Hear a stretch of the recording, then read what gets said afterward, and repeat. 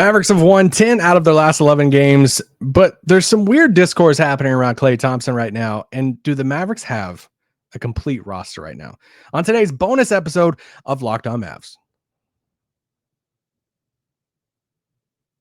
If you don't believe, you shouldn't be here. You are Locked On Mavs. Great, Rusty. Your daily Dallas Mavericks podcast. No one's dying. Part of the Locked On Podcast Network. Amazing. Your team every day. Still can't eat milk. Yeah!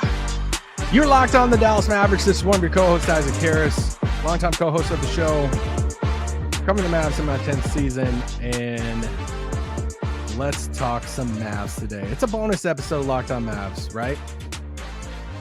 I had a little bit more things to talk about instead of just one more thing. So I'm like, all right, I got to do a full episode. Thanks for making Locked On Mavs your first listen of the day. Go make Locked On NBA your second listen of the day. They got a lot of stuff going on. A pretty cool lineup and setup they got going on at Locked On NBA right now. Guys, if you have not signed up for our free newsletter, sign up for our free newsletter. It comes to your inbox once a day, just one time a day. And you get the latest episode, you get the latest Mavs news written about from other Mavs sites and stuff. And it's totally free to sign up. We're number one in Locked On NBA right now.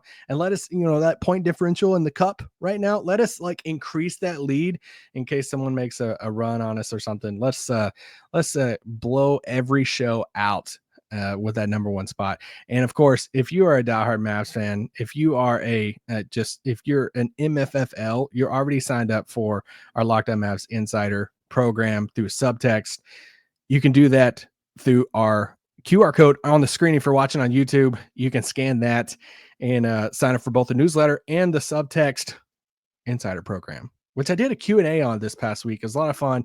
Got a ton of questions and a lot of questions on Klay Thompson, which is why I'm kind of doing this episode today, because there's some discourse happening around Klay right now that I'm like, I don't fully understand. So yeah, I want to get into some of that. This is also, man, if you do a podcast, if you do a podcast, or if you've done any podcasting in the past, one of the golden rules of podcasting is you record in two different places, right? Because your boy here did a full episode on mute because my mic accidentally unplugged right before the episode, and I plugged it back in and it was automatically muted. So yeah, it's a great feeling downloading that file and then pushing play and thinking, man, there's something wrong with my headset. No, just recorded that all in mute. So round two, let's talk about Klay Thompson.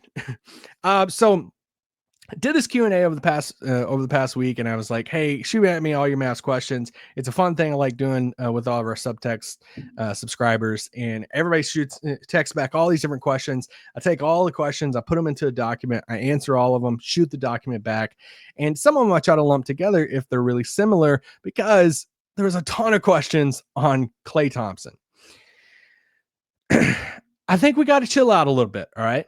Because it was fueled more, and I was feeling a little bit. I'm like, man, why are we so up in arms about Klay over these past few weeks? And then ESPN had a conversation about him, Tim Bontemps and Wendy, and was like, oh, the same problems happen in Golden State, same problems in Dallas. I'm like, what is going on? The Mavericks have won 10 out of their last 11 games. They're literally the hottest team in the NBA. They're tied for second in the Western Conference right now at the time I'm recording this on a Friday night. They're top 10 in both offense and defense. And I don't know if there's a team right now in the Western Conference that I'm scared of if the Mavericks go against them in the playoffs. At this current moment. Yes, OKC is really dang good. And that would be a heck of a series again. But it's all right, well, we beat them last year. So there's not an unknown of man, I don't know how we'd match up with some of these guys. A lot of those similar guys are back. They have Caruso and Hartenstein, I get it. But still, it's you're not going to that series scared or super worried.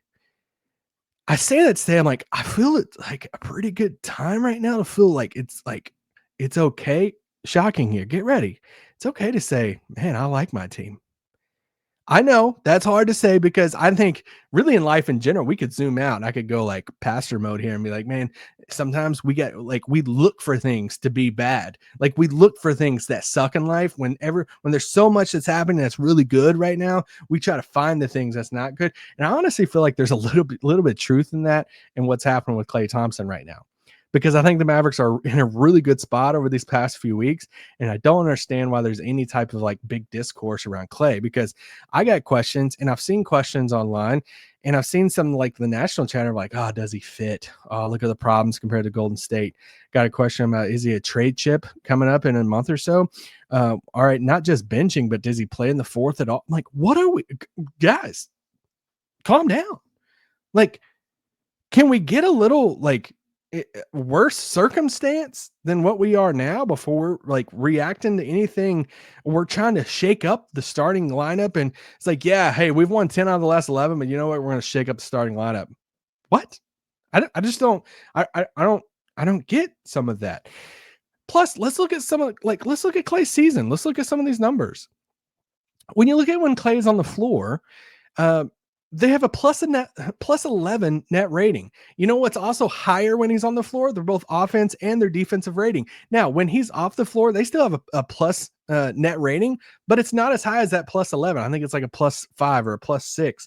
So a higher, like a plus 11 net rating, which is higher whenever he's off the floor, and a higher defensive rating and a higher offensive rating whenever Klay is on the floor.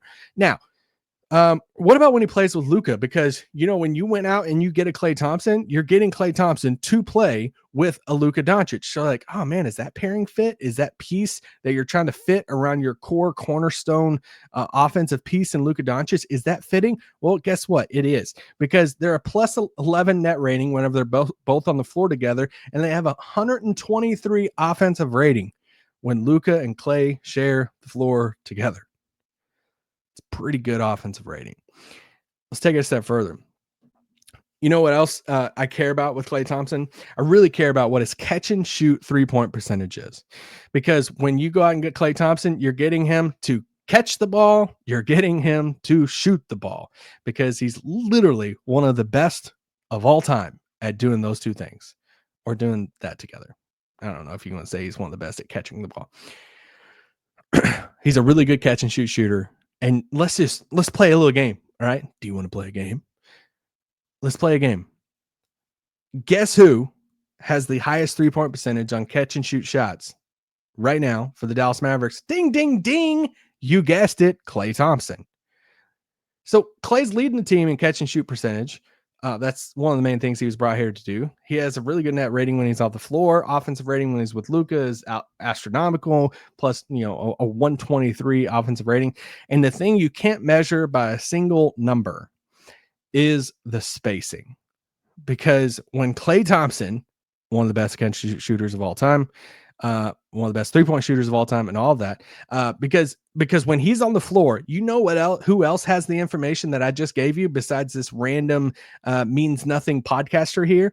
The opposing team, who does this for a living, who scouts other teams.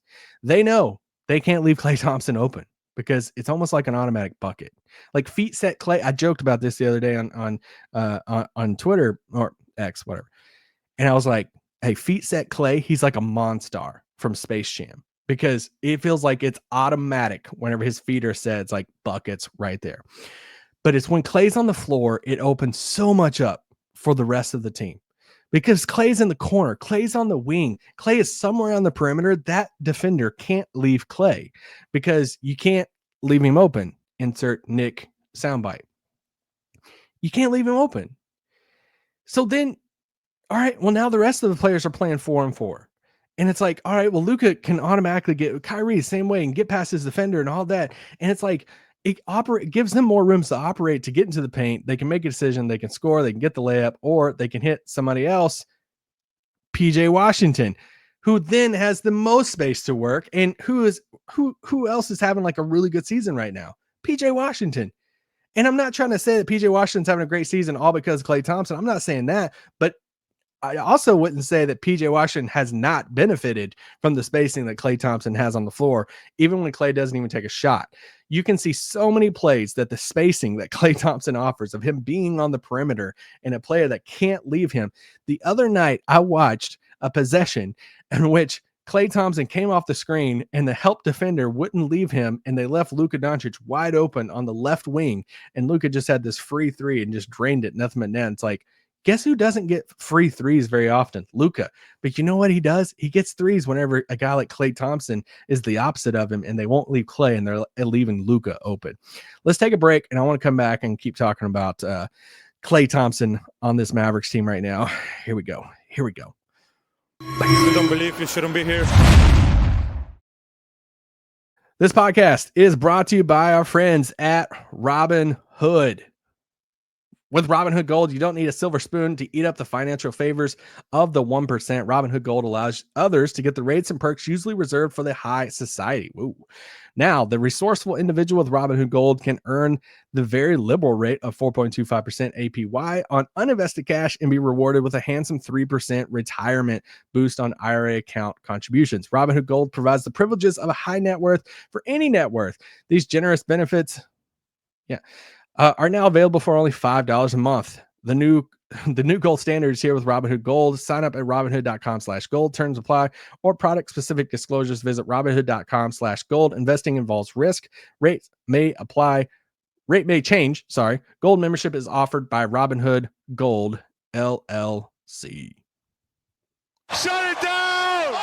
Let's go home! Yeah. No, the overlay. I was so close. I got the music and everything.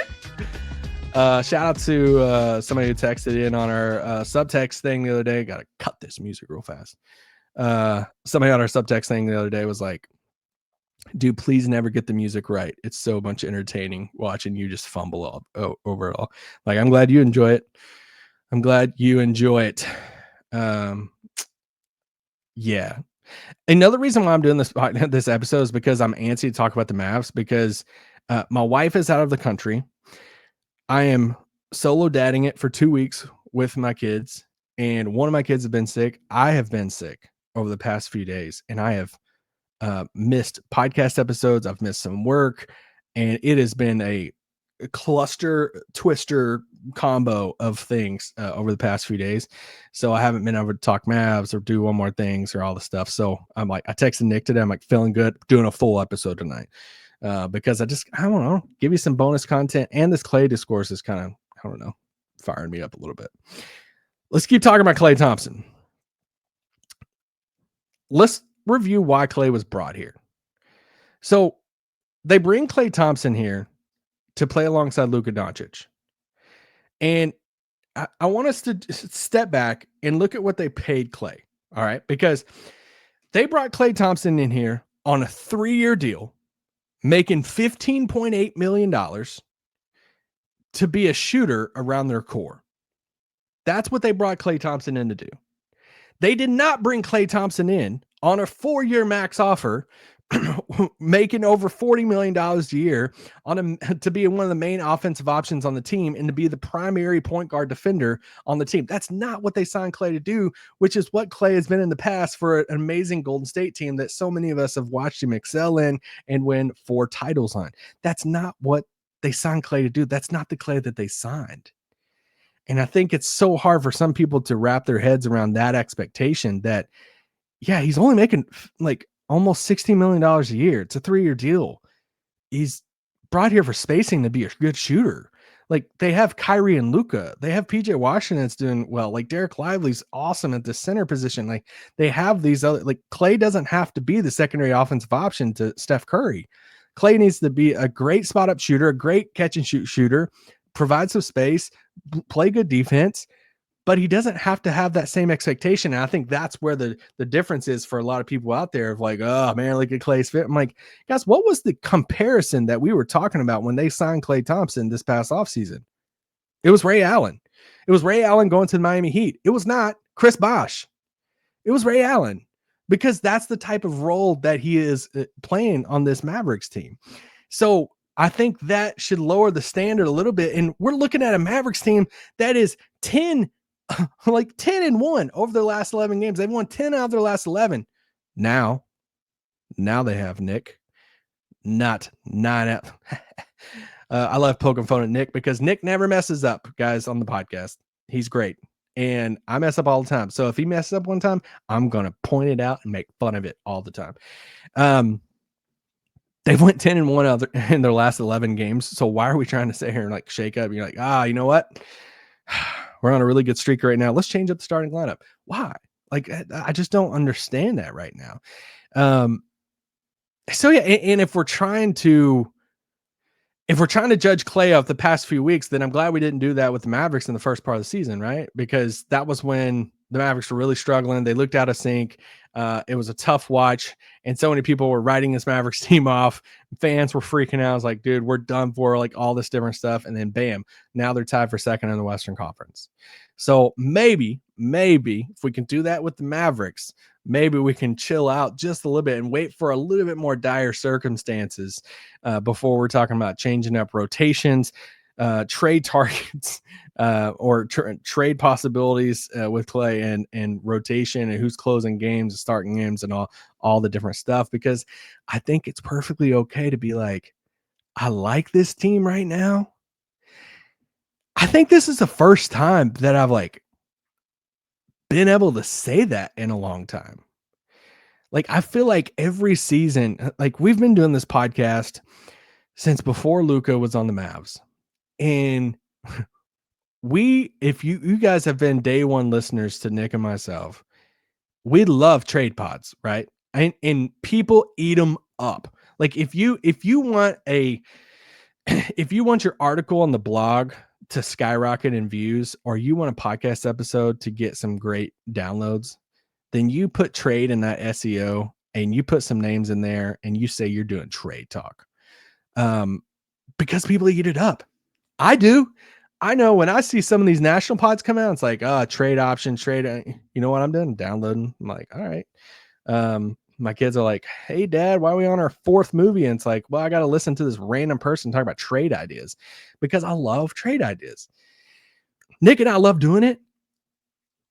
But like, it's hard to talk about it right now. Like, it's hard to talk about trade ideas because I really like this roster. Yeah, we've done some episodes on it, but it's more of like, this rumor came out with Scotto and Hoops Hype, and we talked about some like smaller, shopping options, like having fun with the holiday and stuff. But it's like we're not leaning into like full trade target episodes because this roster looks pretty dang good over the past few weeks. And I don't know the last time.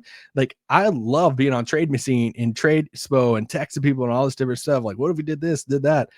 I'm not doing it much this year. And it feels kind of weird because the roster is pretty dang good right now. Because here's one of the things.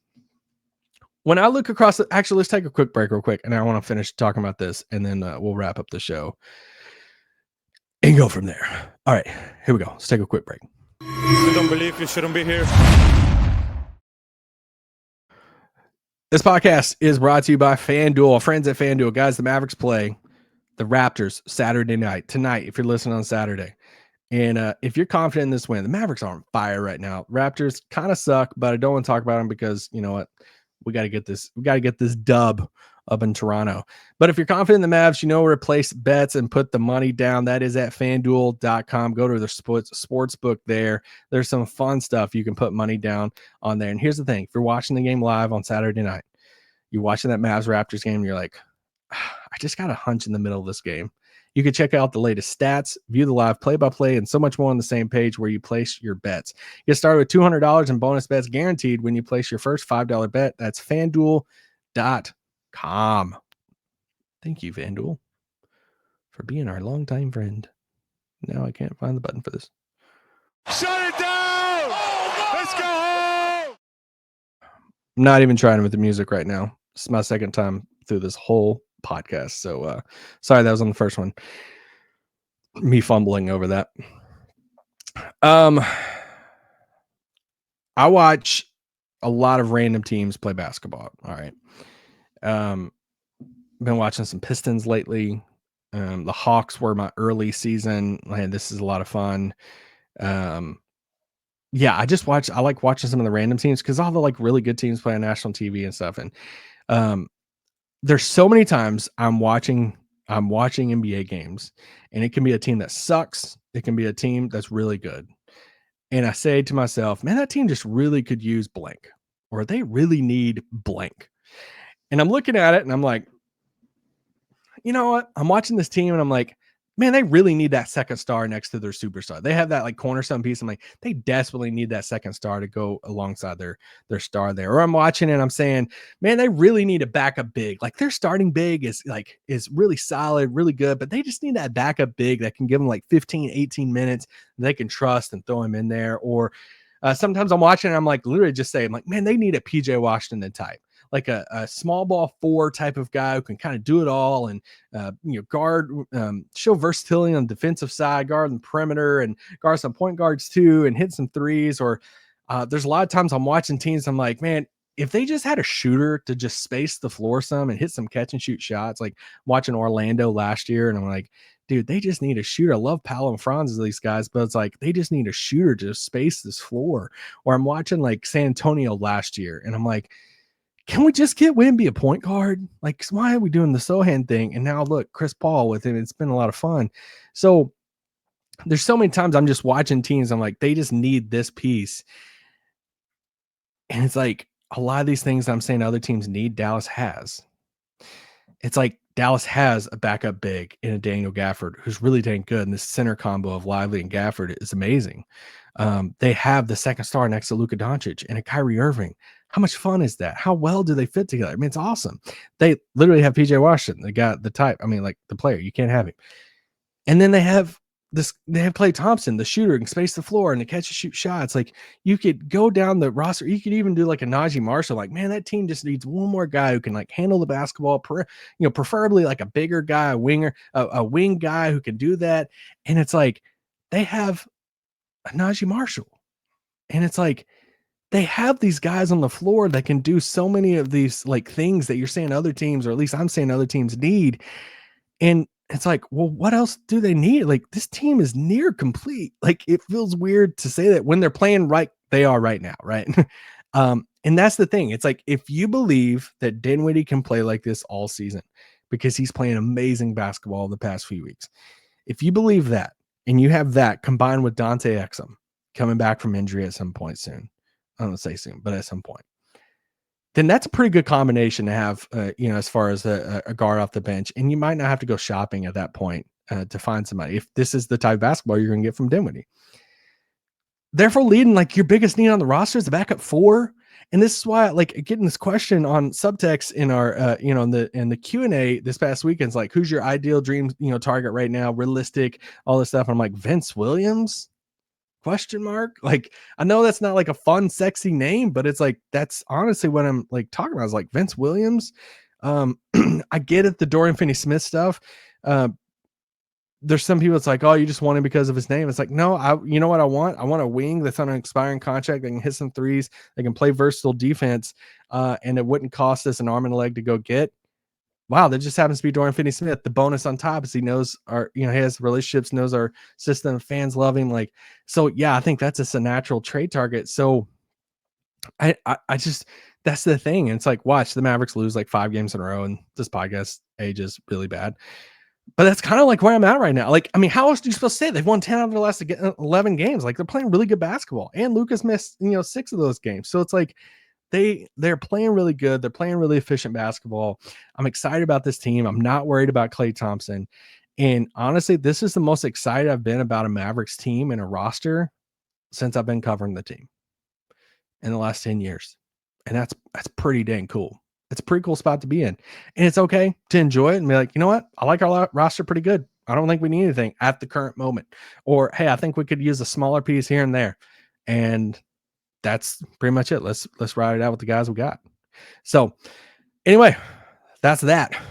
Catch us talking Mavs Raptors post game tonight. And go listen to Nick and Slightly if you haven't done that already from last 2 nights ago, and from Roller Town up in Salina, Ben and Skin, the guys up there. And we'll be back on Monday too after the weekend. And guys, get ready for the Cup game I'm excited for this NBA Cup. Excited for Santa? No. Counting down to Christmas? Oh, come on. Counting down to the NBA Cup. Advent calendar? No. What about an NBA Cup calendar? This is what I'm going for, counting down towards. It's the NBA Cup.